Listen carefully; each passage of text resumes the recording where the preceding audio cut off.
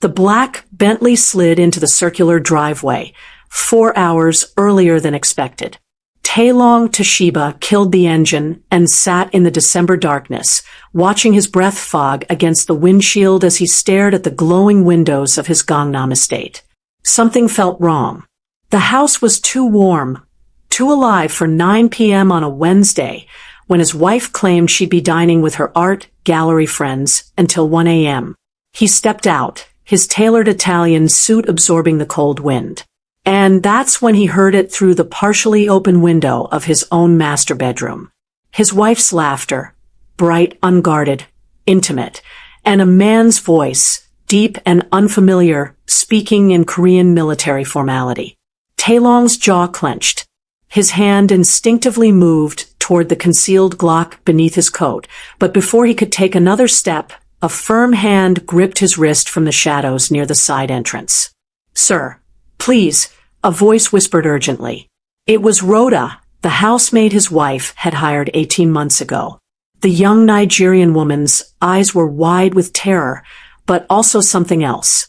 Resolve. She pulled him back into the darkness, her finger pressed firmly to her lips. And in that moment, Taelong Toshiba, the most feared mafia kingpin in Seoul, did something he rarely did. He stopped. What he was about to discover would shatter his entire empire. But from those shards, something deadly would emerge. Hello, beautiful souls, and welcome back to Seoul Noir, where your favorite crime dramas come alive with all the suspense, betrayal, and justice you crave. Before we dive into today's explosive tale, I want to wish each and every one of you a very happy new year. May this season bring you truth, power, and all the victories you deserve.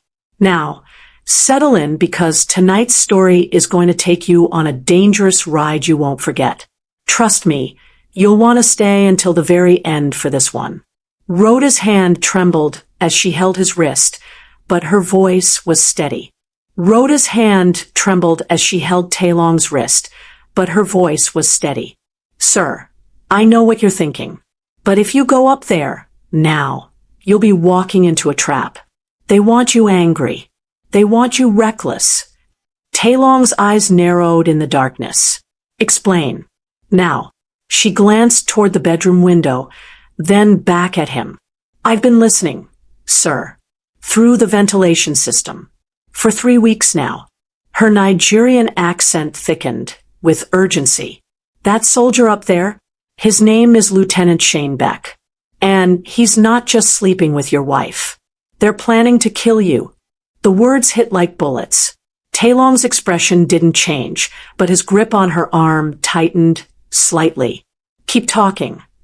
"New Year's Eve," Rhoda whispered.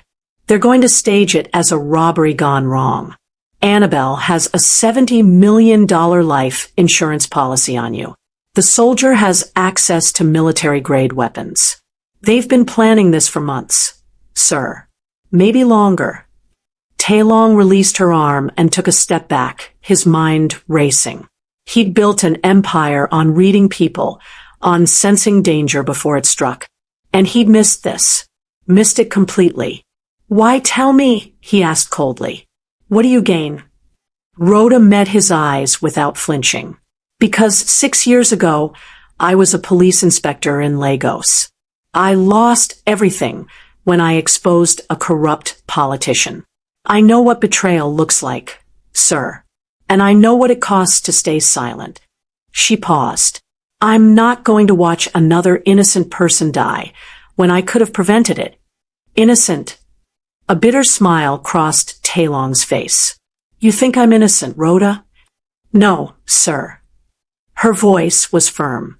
"But you don't deserve to be murdered in your own home by people you trusted. Nobody does." For a long moment, they stood in the shadows, the sound of laughter still drifting from above. Then Taelong pulled out his phone, his fingers moving with practiced efficiency. "We have 6 days," he said quietly. 6 days to gather evidence, to build a case so airtight they can't talk their way out of it. Can you keep playing your role? Serving them breakfast? Smiling while they plan my death?" Rhoda's jaw set with determination. I survived Lagos, sir. I can survive this. At 3 a.m., Taelong sat in his private office in the East Wing, a room Annabelle never entered. Security footage played across 3 monitors, showing every angle of the master bedroom from hidden cameras he'd installed years ago. Standard precaution in his line of work. He'd just never thought he'd need them for this. Rhoda stood beside him, her maid's uniform replaced with simple jeans and a sweater he'd given her from his daughter's old wardrobe. On the center screen, Lieutenant Shane Beck lay sleeping next to Annabelle, his military dress uniform draped over a chair. Freeze that, Taelong commanded. His tech specialist, Min-ho, zoomed in on the uniform's insignia. Cross-reference that rank and unit. Min-ho's fingers flew across the keyboard. 30 seconds later, his face went pale. Boss, this is bad. Lieutenant Shane Beck, assigned to the 3rd Infantry Division. But there's more. He pulled up another window. His father is General Beck, Junho. The room went silent. Rhoda looked confused, but Taelong's expression darkened dangerously. General Beck supplies 60% of my organization's military-grade weapons. Taelong said quietly, We've had an arrangement for 8 years. He looks the other way. I pay him handsomely. He leaned back in his chair. This isn't just about insurance money. This is about my entire operation. Min-ho pulled up encrypted message logs. Boss, I'm seeing data transfers from your private server to an unknown IP address in Busan. They started 8 months ago. Someone's been feeding information to the Huang cartel. The Huangs. Taelong's voice was ice. They've been trying to move into Seoul for 2 years. I've blocked them at every turn. He turned to Rhoda. My wife married me 3 years ago. A whirlwind romance. Beautiful, educated, perfect. His laugh was bitter. She was the infiltration. Shane was the extraction. Rhoda's eyes widened. This was planned from the beginning. Everything. Taelong stood, walking to the window overlooking his snow-covered estate. The question is, how deep does this go? Dawn broke cold and gray over Seoul. Taelong hadn't slept. Neither had Rhoda, who sat curled in a leather chair, nursing her 3rd cup of coffee, as Min-ho continued his digital excavation. Found something else, Min-ho announced, his voice tight. Shell company in the Cayman Islands. Registered owner, Annabelle Toshiba. It received wire transfers totaling $12 million over the past 18 months. Taelong's knuckles whitened around his whiskey glass. My money. She's been skimming from my accounts. Not just skimming, boss. Min-ho pulled up transaction records. She's been systematically draining your offshore holdings. Small amounts, nothing that would trigger alerts. But it adds up. He hesitated. There's also this. A new window appeared. Encrypted military communications, partially decoded. Taelong leaned forward, reading the fragments. Supply routes. Shipment schedules. Names of his people in Incheon, Daegu, Gwangju. Shane's been feeding them everything, Taelong said, his voice deadly calm. Every move I've made for the past 8 months. The Huang cartel has been 3 steps ahead because they knew exactly where I'd be. He turned to Rhoda. How many close calls have I had recently? For ambushes that felt too coordinated. 2 deals that went sideways at the last second. Rhoda's expression was grim. They weren't trying to kill you yet. They were weakening you. Making sure that when you died, your organization would collapse quickly. And the Huangs would sweep in to claim the territory. Taelong drained his whiskey. Brilliant, really. Use my own wife, my own supplier's son, my own money against me. He set the glass down with controlled force. Min-ho, I need surveillance on General Beck. I need to know if he's aware of what his son is doing. Already on it, boss. I've got a contact in military intelligence who owes me a favor. Taelong paced, his mind working through scenarios, contingencies, counter-moves. If General Beck is involved, this becomes a war on two fronts, the Huangs and the military. And if he's not, Rhoda asked quietly, then we have leverage. Taelong's smile was predatory. A father protecting his son's treachery, or a father unaware his son is a traitor. Either way, we can use it. The kitchen was silent except for the soft clink of Rhoda's spoon against her teacup. It was 2 a.m., the second night of their strange alliance. Taelong had found her here, unable to sleep, staring at nothing. "Can I ask you something?" he said, pouring himself coffee. Rhoda nodded, exhaustion evident in her eyes. "Why didn't you just run? You could have taken what you know and disappeared. Started over somewhere else." She was quiet for a long moment. "In Lagos, I had a partner, detective named Emeka. We were investigating a senator together.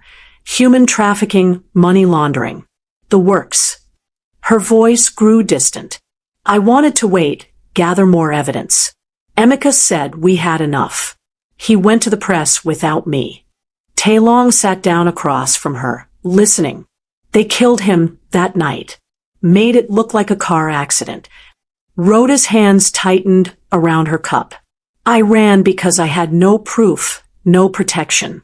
I've spent 6 years asking myself if things would have been different if I'd been braver. If I'd stood with him instead of playing it safe. So this is redemption. This is not running." She met his eyes. "You're not a good man, Mr. Toshiba. I know what you do, what your organization represents. But Annabelle and Shane, they're worse. They smile while they sharpen the knife. At least you're honest about what you are." Taelong leaned back, studying her. "You could have been a good cop. Lagos's loss is my gain." "Funny," Rhoda said with a tired smile. "I was thinking the same about you. In another life, you might have been one of the good guys." "No." Taelong's voice was certain. "I was never meant for the light. But maybe—" He paused, choosing his words carefully. "Maybe I can make sure the people who betray trust pay for it. That's something." Rhoda raised her teacup. "To justice, then. However we define it." Taelong touched his coffee mug to her cup. "To justice. And to not running." In that quiet kitchen, as Seoul slept, an understanding formed between two people from different worlds, both scarred by betrayal, both tired of being prey. Morning light filtered through the master bedroom windows as Rhoda entered with the breakfast tray. Her hands were steady, her face a perfect mask of servile pleasantness. Beneath her uniform, a wire no thicker than a strand of hair ran along her spine, connected to a microphone disguised as a button on her collar. "Good morning, ma'am," she said softly, setting the tray on the bedside table. Annabelle stretched languidly, her silk nightgown slipping off one shoulder. Shane was already awake, sitting shirtless against the headboard, checking his phone. He barely glanced at Rhoda. "Coffee's cold," Annabelle said without tasting it. "I'll bring fresh immediately, ma'am." Rhoda bowed slightly and turned to leave. "Wait." Shane's voice stopped her. "You've been working here how long?" Rhoda's heart hammered, but her expression remained neutral. 18 months, sir." "And you live in the servants' quarters? You don't go home on weekends?" "I send money to my family in Nigeria, sir. It's easier to stay here full-time." She kept her eyes downcast, playing the part perfectly. Shane studied her for a moment longer, then waved her away dismissively. "Go." In the hallway, Rhoda exhaled slowly. In the East Wing office, Taelong listened to every word through noise-canceling headphones, his jaw clenched. Minho sat beside him, recording everything. This was day 4 of the charade. 4 days of Taelong kissing his wife goodbye each morning, discussing mundane things over dinner, sleeping in the guest room under the pretense of a cold he didn't want to spread. For days of Annabelle playing the concerned wife, while Shane slipped in through the servants' entrance after midnight. 4 days of Rhoda serving them breakfast, lunch, and dinner, watching them touch, hearing them laugh, knowing exactly what they planned. "She's good," Minho murmured, watching Rhoda's composed exit on the security feed. "Never breaks character." "She survived corruption in Lagos," Taelong said quietly. "This is child's play compared to that." But his eyes told a different story. He saw the toll it was taking, the tightness around Rhoda's mouth, the way her shoulders tensed whenever Shane spoke. That evening, Taelong found Rhoda in the kitchen, mechanically chopping vegetables for dinner. He said nothing, just stood beside her and began chopping alongside her. Two people performing mundane tasks, both playing roles, both waiting for New Year's Eve. "2 more days," she whispered. "2 more days," he confirmed. "Then it ends." Rhoda's opportunity came on day 5, when Annabelle left for her weekly spa appointment and Shane returned to his barracks for a mandatory inspection. The house was empty except for Taelong, who was supposedly at a business meeting in Busan. He was actually in the East Wing office, watching through security cameras as Rhoda slipped into the master bedroom. "Closet, left side, behind the Prada shoe boxes." Taelong's voice came through the small earpiece Rhoda wore. "There's a false panel."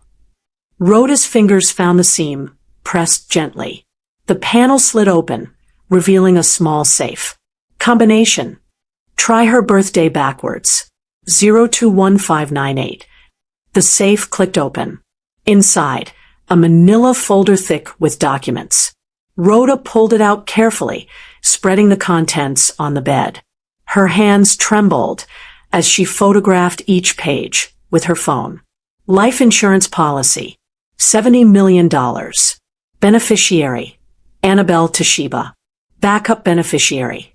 Shane Beck, listed as family friend and trustee.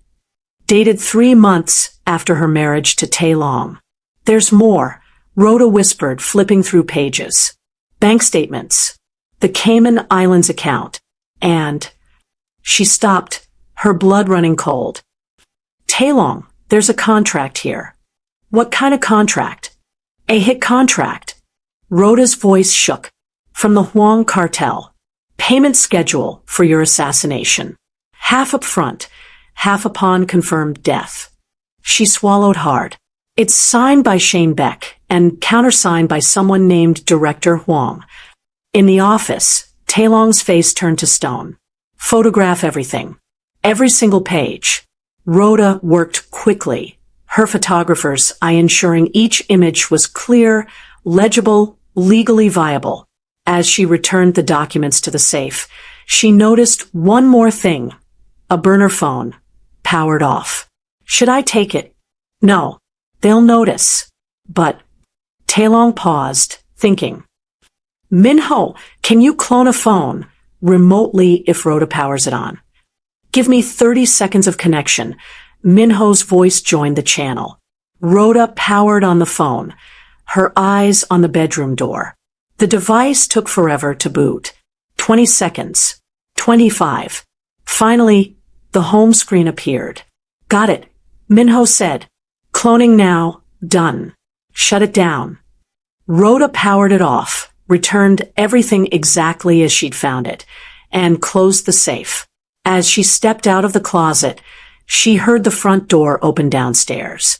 Annabelle's voice carried up the stairs. "Rhoda, are you here?" The cloned phone data was worse than Taelong had imagined. Minho projected the decrypted messages onto the office wall, and the three of them sat in heavy silence, reading through months of calculated betrayal. But one thing was conspicuously absent: any communication with General Beck Junho. Shane's kept his father completely in the dark, Minho said, scrolling through contact lists. Every message is either to Annabelle, the Huang cartel, or military contacts Shane's recruited independently. The general's name doesn't appear once. Taelong stared at the projected messages, his mind working through the implications. So the son is betraying both his father and me. using his father's position for access, but keeping him ignorant of the endgame. Which means, Rhoda said slowly, the general still thinks his arrangement with you is solid. He has no idea his son is about to start a war. Taelong stood, pacing. This changed everything. General Beck was ruthless, but he was honorable in his own way. Their arrangement had lasted 8 years because both men kept their word.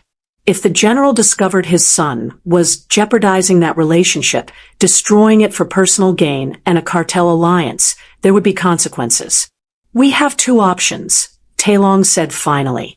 Option 1. Expose Shane to his father before New Year's Eve. Let General Beck handle his own son.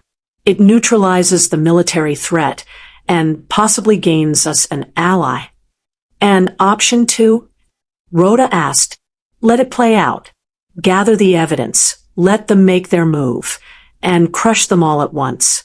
But that means going to war with the Huang cartel without knowing if General Beck will support them or stay neutral. Minho pulled up a tactical map of Seoul, marking territories. If the Huangs move in, and the general sides with them, we're outnumbered and outgunned. Your allies in Incheon and Daegu are strong, but not strong enough to fight both a cartel and military resources. Taelong looked at Rhoda. What would your detective instincts say? She thought for a moment. In Lagos, we had a saying, the enemy of your enemy is temporary. Evidence is forever. If you tell the general now, you're gambling that he'll side with you over his own blood. Fathers protect their sons, even when they're wrong. She met his eyes. But if you wait and collect everything, the murder attempt on video, the cartel contracts, the intelligence leaks, then nobody can deny what Shane is. Not even his father. So we wait, Taelong said, his voice heavy with finality. We let them walk up to the edge, and then we push them over with evidence so damning that General Beck has no choice but to disown his son or lose everything. That's a dangerous gamble, boss, Minho warned.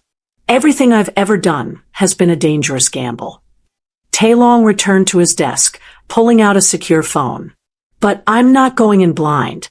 I'll arrange a meeting with the general for January 2nd.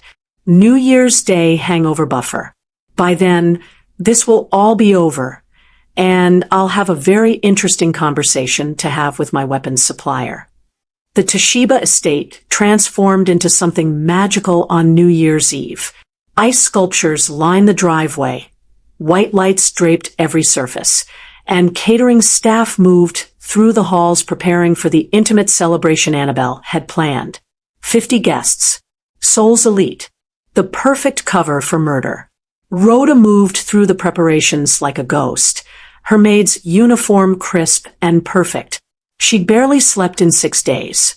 Every time she closed her eyes, she saw Shane's cold expression, heard Annabelle's laugh, felt the weight of what was coming. In the master bedroom, Annabelle stood before her mirror, adjusting a stunning red gown. Shane sat on the bed in his military dress uniform, the one with all his commendations. He looked every inch the decorated soldier, the hero. It made Rhoda sick. Everything's ready, Annabelle said, her reflection smiling. The security system will malfunction at exactly 11:59. Our tech guy confirmed it this morning. And your husband suspects nothing? Shane checked his service pistol, the motion casual, practiced. Taelong suspects everyone. It's kept him alive this long. Annabelle turned, running her hand along Shane's jaw. But he doesn't suspect me. That's his weakness. He actually loved me. Can you imagine? A mafia boss with a heart. Shane laughed. That heart's going to get him killed. Rhoda backed out of the room, silently, her stomach churning. In the hallway, she pressed her hand against the wall to steady herself. You okay? Taelong's voice was quiet. He'd materialized from the shadows, dressed in an impeccable black suit, every inch the gracious host. They're monsters, Rhoda whispered. Yes. Taelong's expression was unreadable, but after tonight, they're finished monsters. He reached into his jacket and pulled out a small decorative brooch, an intricate silver design with a tiny blue gemstone at its center. This is a button camera, military grade, impossible to detect unless you're looking for it specifically. Minho will be monitoring from the East Wing with a team of 6. You wear this, serve the champagne at 11:45, and get out by 11:50. Rhoda took the brooch, feeling its weight. And if something goes wrong, then you run. Straight out the servants' entrance, where a car will be waiting. Taelong's eyes met hers. You've done more than enough, Rhoda. You don't have to be in that room. Yes, she said firmly, pinning the brooch to her uniform. I do. The evening progressed with clockwork precision. Guests arrived in expensive cars, their laughter filling the mansion as champagne flowed and jazz played softly in the background. Taelong moved through the crowd, the perfect host, shaking hands and accepting New Year's wishes while his wife glowed beside him in her red gown. No one would have guessed that beneath the celebration, a war was being waged in silence. At 11:30, Rhoda began her final preparations in the kitchen. Her hands shook as she arranged champagne flutes on a silver tray. The brooch on her uniform felt impossibly heavy, though it weighed less than an ounce. You're going to be fine. Minho's voice came through her nearly invisible earpiece. I've got you on video from 3 angles. Boss is positioned in the security room with the team. You just serve the drinks and leave. Nothing more. Nothing more, Rhoda echoed, but her reflection in the kitchen window showed the lie. Her eyes were too wide, her breathing too quick. At 11:42, she received the signal. Annabelle had excused herself from the party, claiming a headache. Shane had disappeared 10 minutes earlier. They were in the master bedroom now, waiting. Rhoda lifted the tray and walked through the familiar halls. Each step felt surreal, as if she were moving through water. The sounds of the party faded behind her. At the bedroom door, she knocked softly. Come in, Annabelle's voice called. The scene was almost domestic. Annabelle sat at her vanity, removing her jewelry. Shane stood by the window, looking out at the Seoul skyline, his service pistol now visible in a shoulder holster. They both turned as Rhoda entered. Champagne for the new year, Rhoda said, her voice steady despite the terror coursing through her veins. She set the tray on the bedside table, began pouring the first glass. How thoughtful, Annabelle said, though her tone suggested it was anything but. Although I suppose this is the last time you'll serve us, isn't it? After tonight, we won't be needing staff for a while. Rhoda's hand trembled slightly. Ma'am, don't play stupid. Shane's voice was cold. He moved closer, his military bearing somehow more threatening in the intimate space. We know you've been listening, watching. Did you really think we wouldn't notice? In the security room, Taelong's blood turned to ice. She's compromised. Get her out. Now. But it was too late. Shane moved with military precision, crossing the room in 3 strides. His hand shot out, grabbing Rhoda's wrist as she reached for the tray. You're sweating, Maid. And that brooch, his eyes narrowed, recognizing the craftsmanship, the too perfect placement. You're recording us. I don't know what, Rhoda started, but Shane was already ripping the brooch from her uniform, the fabric tearing. Military-grade surveillance. He examined it, then crushed it under his heel. Clever, but not clever enough. His hand moved toward his pistol. Rhoda didn't think. 6 years of surviving Lagos. 18 months of watching and waiting, 6 days of playing the perfect servant. It all crystallized into pure survival instinct. As Shane's hand reached his weapon, she drove her knee upward with every ounce of strength she possessed. The impact was devastating. Shane's eyes bulged, his body folding as the air exploded from his lungs. But Rhoda wasn't finished. She grabbed the champagne bottle from the tray and swung it in a brutal arc. The glass connected with Shane's temple with a sickening crack, and he crumpled to the floor, blood streaming down his face. Annabelle screamed, high and piercing. "You bitch!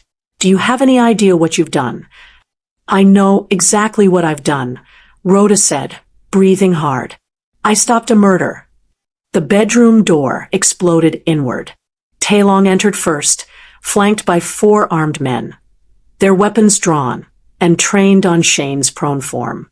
Through the windows, fireworks began erupting across Seoul's skyline, brilliant colors painting the night as the city celebrated the new year.